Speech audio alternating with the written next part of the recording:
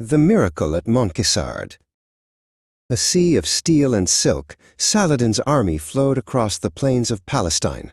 Their target, Ascalon, the last Crusader bastion in the south. At their head, Saladin sat astride his Arabian charger, a portrait of supreme confidence. He had left a token force of Crusaders penned up in Jerusalem, led by a sick boy. King Baldwin IV, the 16-year-old leper, was no threat. This was merely a move in a grander game, a game he was about to win. In Jerusalem, the air was thick with fear. In the council hall, Reynald de Chatillon, the red-bearded lord of Kerak, roared, "We must ride out to meet him! Shall we hide behind these walls while he devours the kingdom?" Beside him, Odo de Saint-Amand, Grand Master of the Templars, shook his head grimly. "We are too few. It is suicide." All fell silent as the young king spoke. His face was shrouded in linen, but his voice, though quiet, rang with undeniable authority. "We will ride," Baldwin said, his gaze fixed on his dissenting lords. "Place your faith in God, not in numbers." Odo de Saint-Amand bowed his head, accepting the command. The boy king's will was as strong as any man's. The Crusader force was a mere speck of steel under the harsh sun, a few hundred knights against tens of thousands. At their head Baldwin rode, his gloved hands barely able to grip the reins.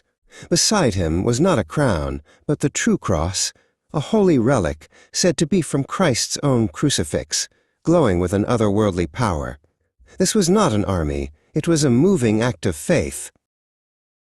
The news reached Saladin like an irritating fly. "A Crusader army approaches." He laughed. They must be desperate. His own army was scattered, looting villages, fording a wadi at Montgisard, unprepared for battle. "Let them come," he told his advisers. "The weight of our numbers will crush them." It was a fatal miscalculation. He had underestimated the boy's faith.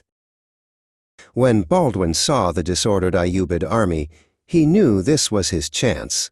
He dismounted, sinking painfully to his knees in the sand before the true cross. He raised his bandaged face to the heavens, his prayer rising over the ranks of tense knights. "Lord, strengthen your servant, and grant us victory this day." For a moment, the sunlight seemed to focus on the cross, bathing the young king in a halo of golden light. Baldwin rose, a new strength seeming to flow through him. He was helped back into his saddle, and he drew his sword. "For God and Jerusalem!" he cried, his voice echoing across the plain. It was all his knights needed. Led by the ferocious Reynald and the disciplined Templars, they surged forward, a tidal wave of steel and faith, crashing into the heart of the stunned Ayyubid army. The battle was a maelstrom of chaos, but at its center was Baldwin. He fought like a man possessed, his sword a blur of silver.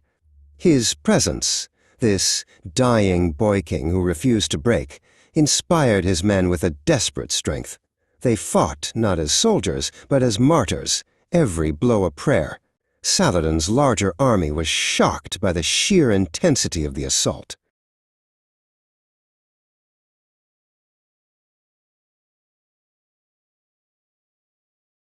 Saladin's personal guard, the elite Mamluks, tried to form a line. Their champion, a giant of a warrior, stepped forward, challenging anyone who dared face him. Reynald de Chatillon met him with a bloodthirsty laugh. Their swords met in a shower of sparks. The Mamluks' power was immense, but Reynald's fury was boundless. With a deft move, he disarmed and defeated the warrior, shattering the Mamluks' morale.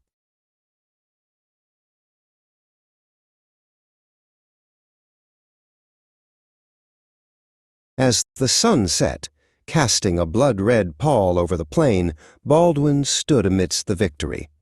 He was trembling with exhaustion, pain gnawing at his body. But he had won. His surviving knights gathered around him, looking at him not as a king, but as a saint.